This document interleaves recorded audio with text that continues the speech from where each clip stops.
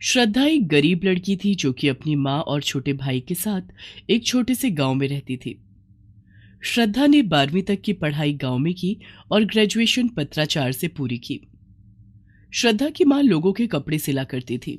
गांव में सिलाई के पैसे कोई ज्यादा नहीं होते थे और उसमें भी कुछ औरतें उधार कर लेती। जैसे तैसे गुजारा हो रहा था। श्रद्धा ने पहले से ही सोचा हुआ था कि जब उसकी ग्रेजुएशन पूरी हो जाएगी तो वो शहर जाकर नौकरी करेगी और अपनी माँ और भाई का ख्याल रखेगी। माँ, फिक्र मत कर। अगर मैं तेरा लड़का होती तब भी तो तू मुझे कमाने के लिए बाहर भेजती ना।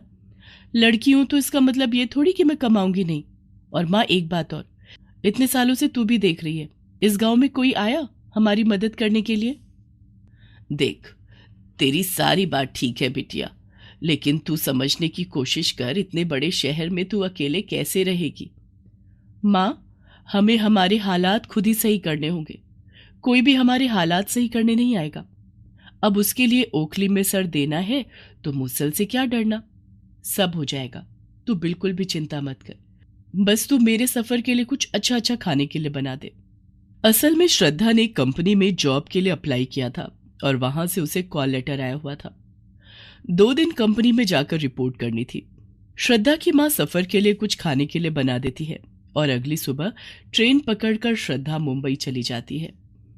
पहली बार रेलवे स्टेशन पर कदम रखते ही वो वहां लोगों की भीड़ देखकर घबरा सी जाती है। सारे कुली आकर उसको घेर लेते हैं। मैडम, हमारे साथ चलिए। मैडम मैडम मैडम, हमारे साथ चलिए मैडम। हम सामान लेकर चलते हैं ना, कहाँ जाना है बताइए बताइए मैडम। वो घबरा कर अपने सामान को उठाती और स्टेशन से बाहर निकल आती है। कंपनी ने आने वाले नए लोगों को रहने की जगह दी हुई थी। श्रद्धा सीधा अपने रूम पर जाती है। अगले दिन सुबह तैयार होकर वो अपनी कंपनी पहुंचती है। हाँ जी, तो श्रद्धा जी, आपको अपना काम समझ में आ गया? हाँ जी सर, मुझे अपना सारा काम समझ में आ गया है। तो ठीक है, आप ये लेटर लीजिए और जाकर बड़े साहब को दे दीजिए, और जब वो साइन कर दें तो ये पेपर मुझे दे दीजिएगा। श्रद्धा पेपर लेकर कंपनी के मालिक के पास चली जाती है और जब वो साइन कर देते हैं तो दिल लगाकर काम करना। मुझे वो लोग बहुत पसंद हैं जो बहुत ईमानदारी के साथ अपने कार्य को पूरा करते हैं। जी सर, मेरी पूरी कोशिश रहेगी कि मैं आपको शिकायत का मौका ना दूं। श्रद्धा को उस कंपनी में बने हुए सामान को लास्ट में मार्केट में निकालने से पहले गिनती करने का काम दिया गया था। अगले दिन से श्रद्धा अपने काम पर आ जाती है और वो सब चीजों को ध्यान से देखकर उनकी काउंटिंग कर ही उन्हें बाहर निकालती है। उसी ऑफिस में स्वाति और मोहन नाम का लड़का भी काम करते थे। वो काफी समय से कंपनी को नुकसान पहुंचा रहे थे।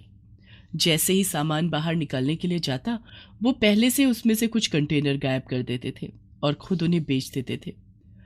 श्रद्धा का आना दोनों को ही पसंद नहीं आता।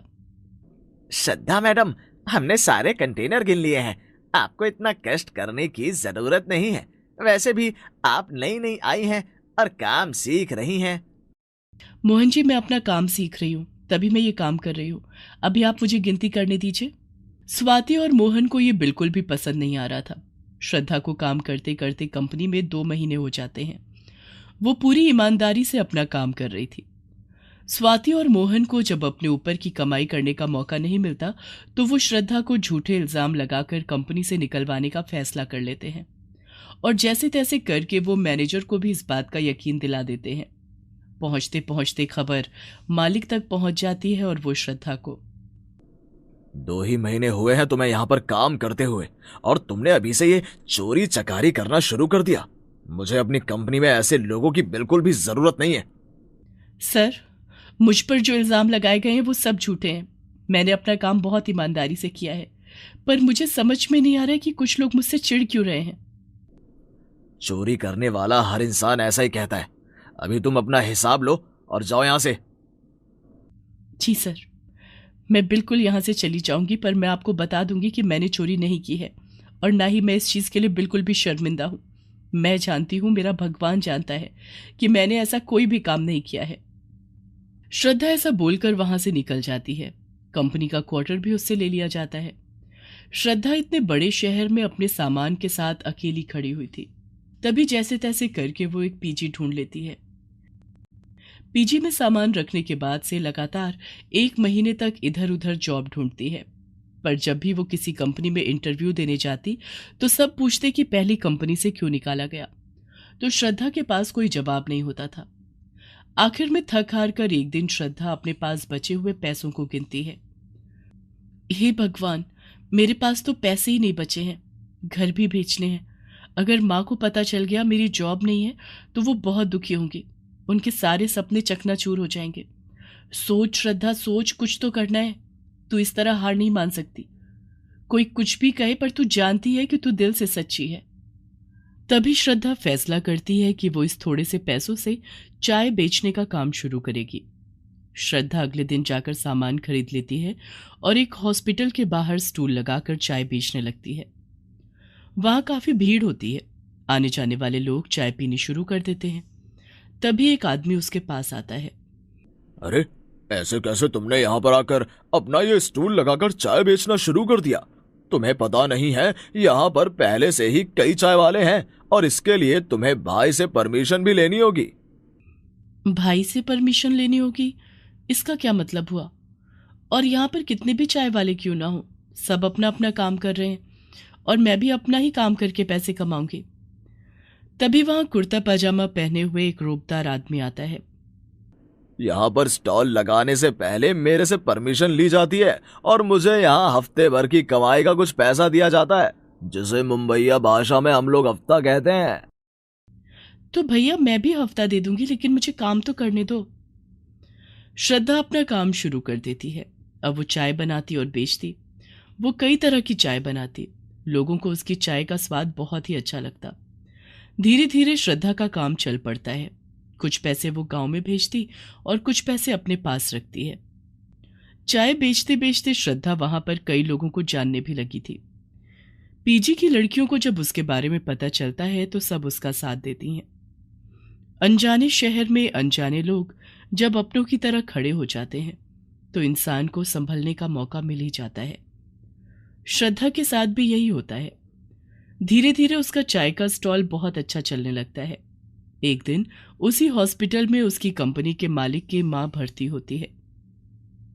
मालिक श्रद्धा को जब वहां पर चाय बेचते हुए देखता है तो हैरान रह जाता है, पर श्रद्धा से कुछ नहीं कहता।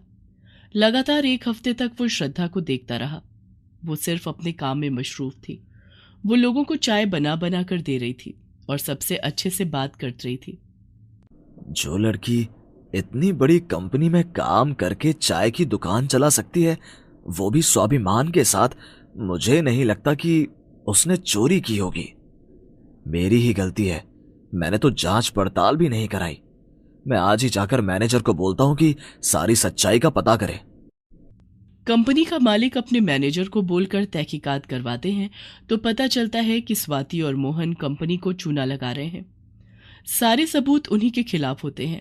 आखिर में कंपनी का मैनेजर उनसे पूछताछ करता है तो वो बोलते हैं कि उन्होंने श्रद्धा को भी झूठे इल्जाम लगाकर इस कंपनी से निकलवाया था ताकि उनके काम में कोई अड़चन न पड़े। सारी हकीकत जानने के बाद कंपनी का मालिक एक दिन श्रद्धा के पास जाता है। श्रद्धा, बेटा, तुम्हें इतनी लगन से काम करते हुए देखकर मुझे बहुत अच्छा लग रहा है और मैंने कंपनी में तुम्हारे बारे में भी पूछताछ करवाई तो पता चला कि स्वाति और मोहन दोनों ने तुम पर झूठे इल्जाम लगाए थे। सर, मैं ये बात जानती थी कि मुझ पर झूठा इल्जाम लगाया गया है, लेकिन उस दिन आपने मेरी बातों पर यकीन नहीं किया। मैं यहां तुमसे सॉरी बोलने के लिए आया हूं। तुम चाहो तो कल से ही आकर कंपनी ज्वाइन कर सकती हो।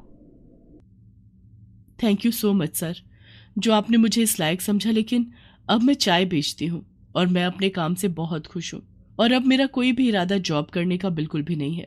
ये मेरा काम है और इसे बढ़ाना और घटाना भी मेरे हाथ में है और यहाँ कोई मुझ पर इल्ज़ाम नहीं लगा सकता। वैसे आपका धन्यवाद। तुम्हारा गुस्सा होना बनता है, मैं जानता हूं, पर मैं भी कोई छोटे दिल का इंसान नहीं हूं। मुझे जब अपनी गलती का पता चला तो मैं तुम्हें सॉरी बोलने चला आया और तुम्हारे काम में भी कोई बुराई नहीं है। तुम एक मेहनती लड़की हो और मुझे पूरी उम्मीद है कि तुम एक दिन बहुत कामयाब हो जाओगी। आप बुरा मत मानिएगा, लेकिन सच में मुझे ये काम पसंद आ गया है। यहाँ ना तो मेरे स्वाभिमान को कोई ठेस पहुंचा रहा है और ना ही मैं यहाँ किसी की जवाबदेह हूँ। मैं कल अपने गांव जा रही हूँ और अपनी माँ और भाई को भी यहाँ ले आऊंगी। ये सब कुछ मैं सिर्फ अपने परिवार के लिए कर रही हूँ। कंपनी का मालिक श्रद्धा को आशीर्वाद देकर वहां से चला जाता है। अगले दिन जब श्रद्धा अपने घर पहुंचती है तो कंपनी का मालिक अपने परिवार के साथ उससे पहले उसके घर पहुंचा हुआ था और श्रद्धा की मां को सारी बातें भी बता चुका था। श्रद्धा उनको वहां देखकर हैरान हो जाती है। बिटिया, तूने इतनी मुसीबतें अकेले झेली और तूने एक बारी भी अपनी मां को कुछ नहीं बताया। मां, तू यहां पर मुझे लेकर फिक्र में रहती, इसलिए मैंने तुझे कुछ नहीं बताया और मैं तुझे चिंता देने के लिए शहर नहीं गई थी। सर, आप यहाँ कैसे? हम इसलिए यहाँ पर हैं क्योंकि हमें अपनी चाय वाली बहू बहुत पसंद आ गई है और हमने उसकी माँ से उसका हाथ मांग लिया है। श्रद्धा की माँ श्रद्धा को बताती है कि उसके मालिक अपने बेटे के लिए उसका हाथ मांगने यहाँ आए हैं। मैं अपना काम नहीं छोड़ूंगी। अब मेरी पहचान एक चाय वाली से है और मेरी माँ और मेरे भाई को भी मेरी जरूरत है। हाँ बेटा, मैं तुम्हारे स्वाभिमान को ठेस पहुंचाने के लिए नहीं आया हूं। तुम अपना काम जैसे कर रही हो वैसे ही करती रहना। अपनी माँ और भाई को भी अपने साथ शहर लेकर चलो। फिर कुछ समय बाद श्रद्धा की शादी बड़े धूमधाम से कंपनी के मालिक के बेटे विवेक से हो जाती है। श्रद्धा अपना टी स्टॉल बड़ा कर लेती है और उससे कमाए हुए जितने भी पैसे होते हैं वो अपनी माँ को दे देती है और वो अपनी बेटी और बहू होने का फर्ज बहुत अच्छे से निभाती है।